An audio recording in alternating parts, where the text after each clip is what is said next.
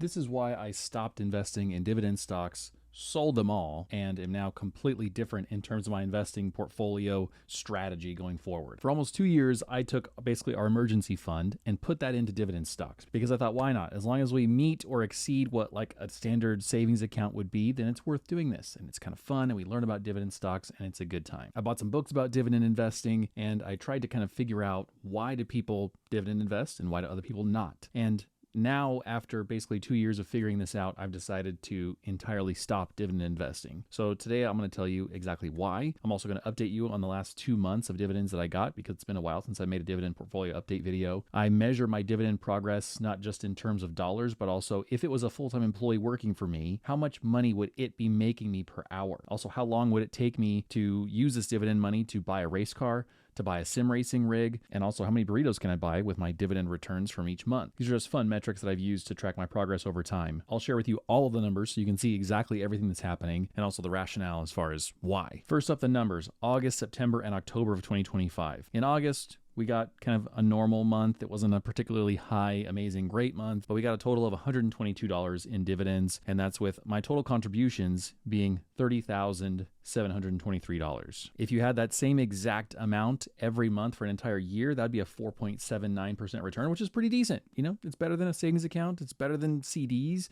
It's pretty darn good. If that was a full-time employee that I was making me money, the profit they'd be making me is $0.77 per hour, which is not that great. But you know, it is great. Making 13.6 burritos per month for doing nothing, you know? That's like half of your working days lunch is paid for. That's less than 0.5% of a race car, which means it would take 204 months to buy a race car at this rate. Not very great, but you can buy a sim rig a lot quicker. 16 months of waiting at this rate of dividends would get you the sim rig that I have to my left. That was in my previous video. For reference, it's about a $2,000 rig. So 16 months to make $2,000. And then in September, we started the selling process. But the way these things work is if you had the money invested, then you still get the dividends, which is really nice. So I got basically all those same dividends plus more. There was another move that I made in this portfolio with Robinhood, because you can see that now all of a sudden I've got more money in there than I used to. The total's a lot bigger than the 30 grand that I had originally put in there. And part of that is because I transferred over a brokerage account from M1 Finance over to Robinhood. They had a promotional deal where you got, forget if it was a 1 or 2% bonus. I think it was a 2% bonus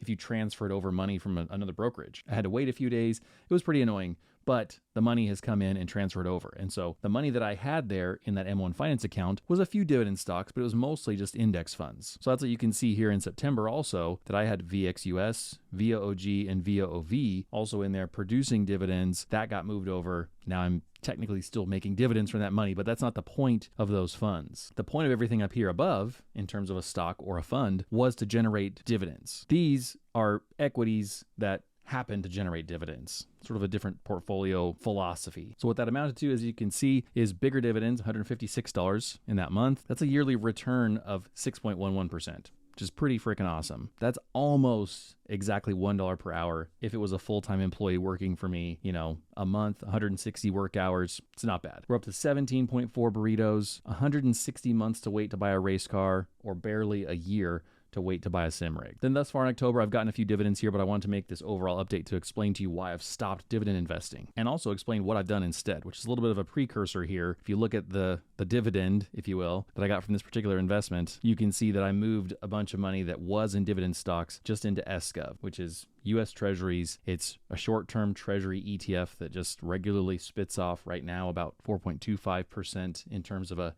dividend, but that strategy and that trajectory is much different than traditional dividend investing. So here's why I stopped dividend investing for forever. The first and primary reason is that dividends force you to increase your taxes. I like making more money, like everybody does. But the problem with dividends is that the income we get from them is taxed in the year that we receive that, and that increases our overall tax bill. Yes, some dividends are treated better than others, but in the end, you are paying more in taxes when maybe you don't need to. The better version of dividends are called qualified dividends. They're taxed less than other ones, and they're taxed less than your normal W-2 income, your check that you get from work. These are taxed like long-term capital gains, like investments are taxed, like the way that they should be taxed. And thankfully, most dividends are taxed this way. It's not all of them, but the vast majority of mine were qualified dividends, which means I didn't get taxed at like a crazy rate. But some of them are taxed at an ordinary income rate. the same as the money you make at your work. And even then, speaking of work, your W-2 income is like the starting place for your long-term capital gains tax rate. So the money that I make from my paycheck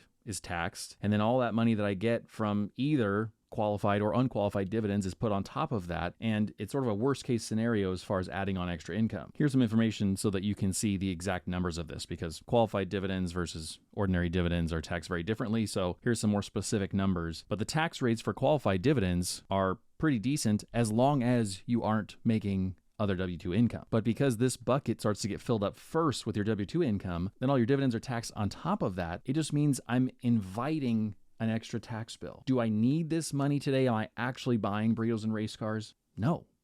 I just need my investments to snowball over time, to effectively grow with compound interest. I don't need this money now. So why am I forcing my tax bill to be higher when I'm not even using the money? So this is a waste of taxes. Reason number 2 I stopped dividend investing is related to number 1, which is dividends are functionally similar to forced selling of your portfolio. Imagine this. Imagine instead of dividend investing, where we're getting little chunks of cash all the time, you only had an equity portfolio that didn't give any dividends. All its job was to grow. So let's say it's growing at whatever rate, pick a number, 10%. The effect of dividends is like telling you, hey, I know that's just a growth portfolio there, but you actually have to sell a portion of that every month, realize a gain, and then you can spend the money on Burritos and Racecars, you can reinvest it, you can do whatever you want, but we're gonna force you to sell some of your investments every single month, whether you want to or not. That's crazy. This is a bad strategy if you're in a growth phase, if you're not in retirement, if you're not relying on investments as a source of income for you to survive. This is a bad plan. Yes, I like more income. That's fun.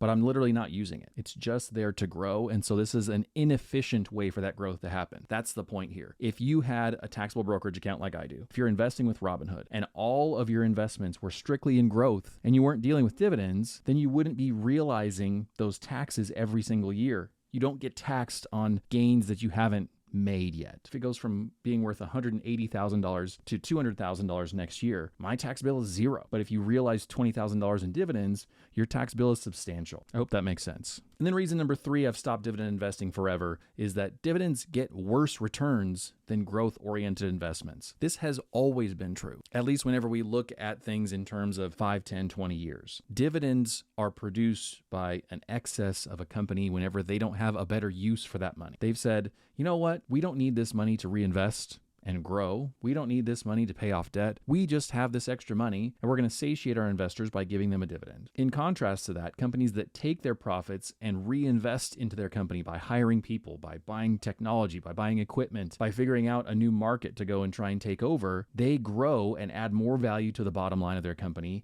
and add more value to our bottom line as investors by doing that growth. So for me to choose to invest in dividends instead of other growth-oriented investments is to choose worse returns. Just karate chop my mic. So what have I done instead of buying dividends? Well, I'm still getting a trickle in of money here and there from old dividend investments that I had, but because they're now all officially sold, that's going to be cut off in the future. So I can either sit on that cash and have it earn now 3.75% with Robinhood, because whenever you're a Robinhood Gold member or subscriber, whatever you want to call it, they currently pay 3.75%. But as the Fed continues to lower rates over time, that's going to drop 3.5%, 3%, 2.5%. All that kind of trajectory is going to go back down to where it was probably before. So I don't want to take that ride back down. Instead, I chose SGov. SGov, if you're not familiar, is the iShares 0 to 3 month Treasury bond fund. And what this basically means is you're getting Treasury bonds. They're maturing every month, and then you get a little payout. Similar to qualified dividends, it's similar in reporting to having a savings account. But right now, the return on this is a little bit better than 3.75%, and so I'm going to go in this direction. Functionally,